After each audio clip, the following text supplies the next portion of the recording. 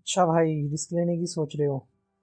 अब तुमने वीडियो पे क्लिक किया है तो इसका मतलब ये है कि रिस्क लेने का या तो तुम प्लान बना रहे हो या रिस्क लेने की कुछ ना कुछ तो तुम्हारे दिमाग में चल रहा है।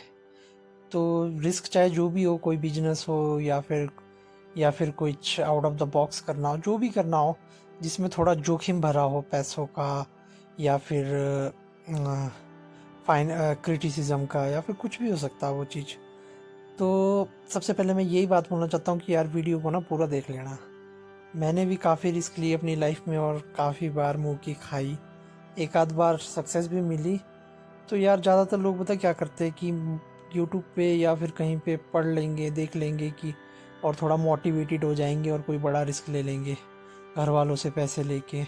सबसे पहली बात तो मैं ये बोलना चाहता हूँ कि रिस्क लो, पर हमेशा कैलकुलेटिव रिस्क लो। कैलकुलेटिव रिस्क बहुत सारे लोगों को नहीं पता कि कैलकुलेटिव रिस्क एक्चुअल में होता क्या है। तो गाइज़, मैं आपको कुछ ऐसे टिप्स एंड ट्रिक्स देने वाला हूँ जिसको ध्यान में रखे अगर आप कोई भी रिस्क लोगे तो आप सक्सेस, आपको चाहे आपको सक्सेस मिले या फेलियर, अगर आपको सक्सेस मिलती है तब तो बहुत बढ़िया हो गया। अगर आपकी प्लानिंग और एग्जीक्यूशन सब कुछ अच्छी तरीके से होती है तो आपको डेफिनेटली सक्सेस मिलेगी। पर इन केस कुछ कारणों की वजह से अगर आप फेल भी हो जाते हो तो उस फेलियर से आपको कैसे डील करना है और उस फेलियर से आप कैसे निकलोगे, ये प्लानिंग आपके पास पहले से ही होनी चाहिए।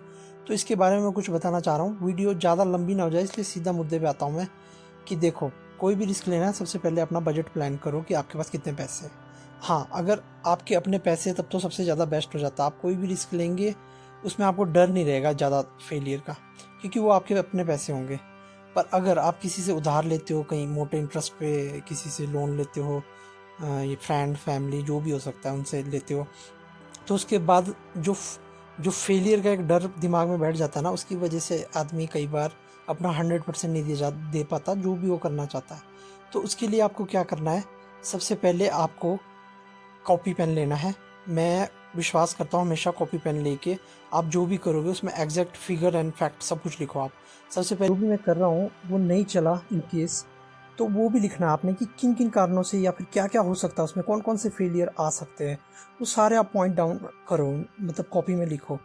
जितने ज़्यादा आप पॉइंट्स लिखोगे और जितने ज़्यादा उन पॉइंट्स के सोल्यूशन लिखोगे, सपोज़ आपने किसी से पैसे उधार लिए हैं तो आप ये बैकअप प्लान बना के रखोगे, एट द एंड ये पैसे डूब गए तो मैं उन पैसों को कैसे चुकाऊंगा।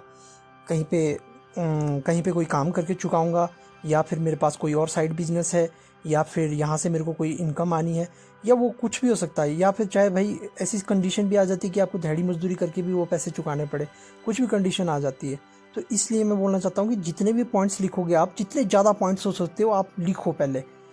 1 2 3 4 10 20 जितने भी लिख सकते हो सबको लिखो, और फिर उनके नीचे आप उनके सॉल्यूशन भी लिखो कि इस ये वाला फेलियर आया तो मैं इस चीज़ को ऐसे टैकल करूँगा, अगर 2 दिन फेलियर साथ आए तो मैं इनको ऐसे टैकल करूँगा। और मेन मुद्दा होता है पैसा। आप पैसे को कैसे रिकवर करोगे उसके बारे में ज़रूर आपने सोचना, क्योंकि मैंने ये गलतियाँ की थी और मेरे पास कोई प्लान नहीं था, मैं फेल हुआ, मेरे पैसे डूबे, मैंने हैवी इंटरेस्ट पे लिए हुए थे पैसे और मैं डूबा। उससे मेरे को ये लॉस हुआ कि मैं अपनी लाइफ में 2 3 साल पीछे चले गया काफ़ी लाइफ से। तो मैं चाहता हूँ कि गाइज आप लोग वो गलती ना करो। और दूसरी इम्पॉर्टेंट बात जो मैंने मतलब इतने सालों के एक्सपीरियंस में अपने फेलियर से सीखी वो ये है कि अगर आप खुद गलती करके कोई काम करते हो और उसको सीखते हो और उसमें आगे बढ़ने की कोशिश करते हो, तो हो सकता है आपको उस काम को सीखने और उसको कंप्लीट करने में 5 से 6 साल, 7 साल, 8 साल, 10 साल भी लग सकते हैं। पर अगर आप दूसरों की गलतियां सीख के वो काम करते हो तो हो सकता है वो टाइम पीरियड काफ़ी कम हो जाए और 1 2 साल में आप उस चीज़ को अचीव कर ले। तो गाइज़, अगर वीडियो मेरी पसंद आई तो प्लीज़ चैनल को लाइक, सब्सक्राइब और शेयर ज़रूर कर देना। और वीडियो को पूरा देखने के लिए थैंक यू सो मच।